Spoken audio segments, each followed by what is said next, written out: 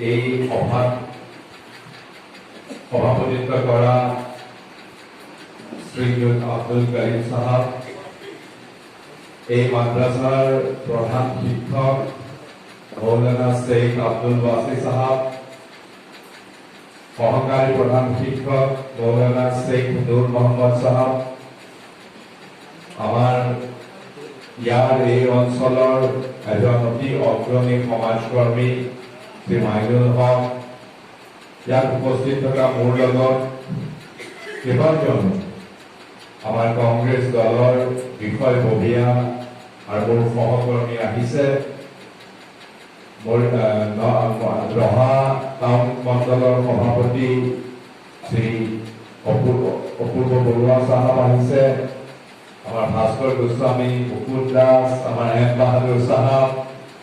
আমার junior engineer আছে ইয়াত যিজনে চালক কামলা, আমার ইউথ কংগ্ৰেসৰ কিৰুল লস্কৰ, জনাৰ্দন শইকীয়া প্ৰমুখ্যে ইয়াত উপস্থিত থকা এই অঞ্চলৰ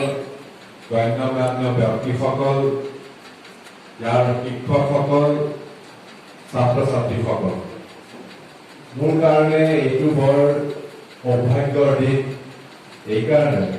যে মই এই মাদ্ৰাছা প্ৰাংগণত আহি পেলাই প্ৰতিশ্ৰুতি দি গৈছিলোঁ MP হোৱাৰ সময়তে যে মই মাদ্ৰাছাখন নিৰ্মাণ কৰিবৰ কাৰণে মই যেতিয়া MP হিচাপে আপোনালোকে মোক যেতিয়া নিৰ্বাচিত কৰিব, মই এই মাদ্ৰাছা নিৰ্মাণৰ কাৰণে মোৰ ফালৰ পৰা মোৰ সাংসদ পুঁজিৰ পৰা এটা অনুদান আগবঢ়াম।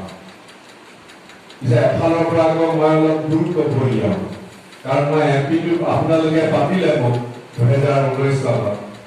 MP হৈ পেলাই যেতিয়া দিল্লীলৈ গ'লো, মোৰ MP ফাণ্ডৰ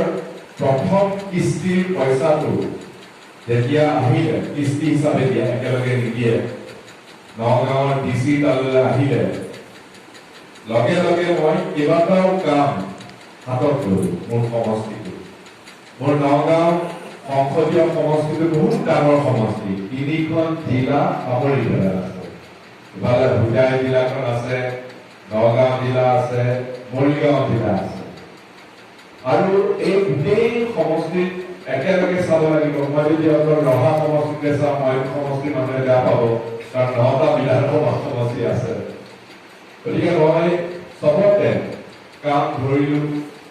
মোৰ প্ৰথম কিস্তি পইচাৰে সৈতে আপোনালোকে জানে যে বৰনদীৰ ওপৰত বৰপানীৰ ওপৰত এখন দলং সাজিলো। সেই দলংখন কমপ্লিট কৰিব পাৰিলো। মই তেতিয়াই প্ৰথম কিস্তি প্ৰায় 20 লাখ টকা দি পেলাই দলংখন সাজিলো, ৰমানী পথাৰ কবিৰাৰ এই দলংখন। ঠিক তেনেকৈ এই মাদ্ৰাছাটোত মই যেনেকৈ কৈছিলো, মই 10 লাখ টকা ধৰিছিলো, বেলেগ বেলেগ জেগাত চবতে ধৰিছিলো। প্ৰথম কিস্তিটো পোৱাৰ পিছতে কিস্তিৰ পইচাটো মই এনেকে আবণ্টন কৰি থকাৰ অৱস্থাতে কৰোণা হৈ গ'ল। আপোনালোকৰ মনত আছে 2020 চনৰ জানুৱাৰী ফেব্ৰুৱাৰী মাহত এই যে বিজেপি দলৰ মানুহবিলাকে যে তেতিয়া সব দুখ ঢাকি দিছিলে পিঠামন্দিৰৰ মাৰকাঠি ৰেলীৰ কাৰণে। তাৰপিছতে আমাৰ ইয়াত যেতিয়া কৰোণা হ'ল, মোৰ হাতত কিমান পইচা আছিলে, মই DC সাহেবৰ লগত কথা পাতিলো যে ডাক্তৰ বিলাকৰ, নাৰ্ছ বিলাকৰ, কম্পাউণ্ডাৰ বিলাকৰ, এম্বুলেন্সৰ ড্ৰাইভাৰ, এইবিলাকৰ কৰোণা বেমাৰীৰ লগত যে এনেকে তেওঁলোকৰ লগত থাকে, তেওঁলোকে এটা বেলেগ পোছাক পিন্ধিব লাগে, PPE বুলি কয়। সেইবিলাক গভৰ্ণমেণ্টে পঠিয়ালে নাই, সেইবিলাক নাই কৰিব। মই কি কৰিলো, মই মোৰ যিমান পইচা আছিলে সব পইচা 1 কোটি টকা মই DC সাহেবক কলো যে আমাৰ নগাঁও সংসদীয় সমষ্টিত কিমানবিলাক ডাক্তৰ, নাৰ্ছ, এম্বুলেন্সৰ driver, ward girl, ward boy, সবৰ কাৰণে 1 কোটি টকা PPE কিট কিনক। আৰু মই দেশৰ প্ৰথমজন MP, কাৰণ আমি 1 কোটি টকা একেলগে দিব নোৱাৰো। মই আমাৰ লোকসভাৰ অধ্যক্ষৰ পাৰ্মিশ্যন বিচাৰিলো যে এইটো বিশেষ কাৰণে দিব লাগে, কৰোণাৰ কাৰণে। তেওঁ পাৰ্মিশ্যন দিলে। পাৰ্মিশ্যন দিয়াৰ পিছত লোকসভাৰ অধ্যক্ষই যেতিয়া মোৰ এই 1 কোটি টকা দিয়াটো খুব ভাল পালে আৰু দেশৰ অইন এমপি বিলাককো হুকুম দিলে যে নগাঁৱৰ এমপিয়ে যেনেকে দিছে তোমালোকৰ ফাণ্ডৰ পইচাৰে সৈতে সব জেগাতে তোমালোকে কৰোণাৰ কাৰণে এনেকুৱা ডাক্তৰ নাৰ্ছ যিবিলাকে কাম কৰে তেওঁলোকৰ বীমা বেমাৰ আজাৰ যাতে নহয় তেওঁলোকে যাতে অন্য কামত বেমাৰ কঢ়িয়াই আনিব নোৱাৰে সেইকাৰণে তোমালোকে নগাঁৱৰ এমপিয়ে যেনেকে 1 কোটি টকা দিছে তোমালোকে দিয়া আৰু সেইটো হুকুম দিয়াৰ পিছত মই যেনেকে 1 কোটি দিলো বাকী কিছুমান এমপি বিলাকে দিবলৈ আৰম্ভ কৰিলো কিন্তু আমাৰ ভাগ্য বেয়া অলপ এসপ্তাহ মানৰ পিছতে ভাৰতবৰ্ষৰ প্ৰধানমন্ত্ৰী নৰেন্দ্ৰ মোদী ডাঙৰীয়াই ভাৰত চৰকাৰ হৈ পেলাই সিদ্ধান্ত ললে যে এমপি বিলাকৰ যিটো ফাণ্ড সেই ফাণ্ডটো কাটি লৈ গৈ পেলাই তেওঁ এটা নিজে PM কেয়াৰ ফাণ্ড কৰিছিলে PM কেয়াৰ তেওঁ কৰোণাৰ কাৰণে কাম কৰিব কিন্তু পইচাটো আমাৰ পৰা কাটি লৈছিল আৰু সেইকাৰণে আমাৰ ইমান পইচা আছিলে প্ৰথম কিস্তি দিব আহিলে তাৰ পিছত সব পইচা এতিয়াও বন্ধ হৈ আছে আমাৰ PM সাহেবে লৈ গুচি গ'ল অকল মই এমপি নহয় ভাৰতবৰ্ষৰ সব এমপি গতিকে মই এজন বিৰোধী দলৰ এজন এমপি আমাৰ হাততো চৰকাৰ নাই চৰকাৰৰ বহুত কিবাকিবি আঁচনি থাকে আমাৰ কাম কৰাতে এটাই মাত্ৰ পুঁজি সেইটো বন্ধ হৈ আছে গতিকে মই এমপি হিচাপে এই যে কয় ঢাল নাই তৰোৱাল নাই নিৰ্বিৰাম চৰ্দাৰ মই নিৰ্বিৰাম চৰ্দাৰ এমপি নামত কিন্তু মোৰ কোনো ফাণ্ড নাই সব ফাণ্ড গভৰ্ণমেণ্টে কাটি পেলাই লৈ গ'ল আজিলৈকে দিয়া ঘূৰাই দিলে আৰু 2 বছৰৰ ফাণ্ড আমি নাপাওঁ মোৰ 5 বছৰীয়া এমপিৰ কাৰ্যকালৰ 2 বছৰৰ ফাণ্ড তাৰমানে মোদী সাহেবৰ বদৌলতত পানীত পৰিব যিখিনি মই নাপাওঁ এতিয়া 22 দিন বুলি কৈছে দেখা যাওক কি হয় কিন্তু মই যেনেকে প্ৰতিশ্ৰুতি দিছিলো তেনেকে অলপ কৰবা যোগাৰ কৰি পেলাই আপোনালোকক যে আপোনাৰ প্ৰথমতে মাইনুল হক সাহেবে কৈছে যে মই 10 লাখ টকা দিছিলো কিন্তু যিহেতু ফাণ্ডটো কাটি লৈ গ'ল সেইকাৰণে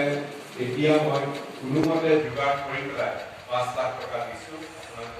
ঠিক তেনেকে য'ত মই দিম বুলি কৈছিলো যিমান দিম বুলি কৈছিলো তাতকে অলপ কমাই মই দিব লগা হৈছে ৰহা টাউনত মই এখন শ্মশানৰ আদি মই আধাৰ স্থাপন কৰি আহিছো তাতো মই 10 লাখ টকা দিম বুলি কৈছিলো যে 5 লাখ টকা দি আহিছো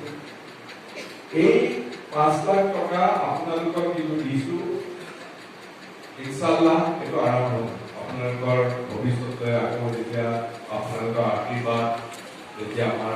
ৰাইজে যেতিয়া আকৌ সুবিধা দিব নিশ্চয় আৰু আপোনালোকৰ এই মাতা সম্পৰ্ক আৰু বেলেগ বেলেগ জেগা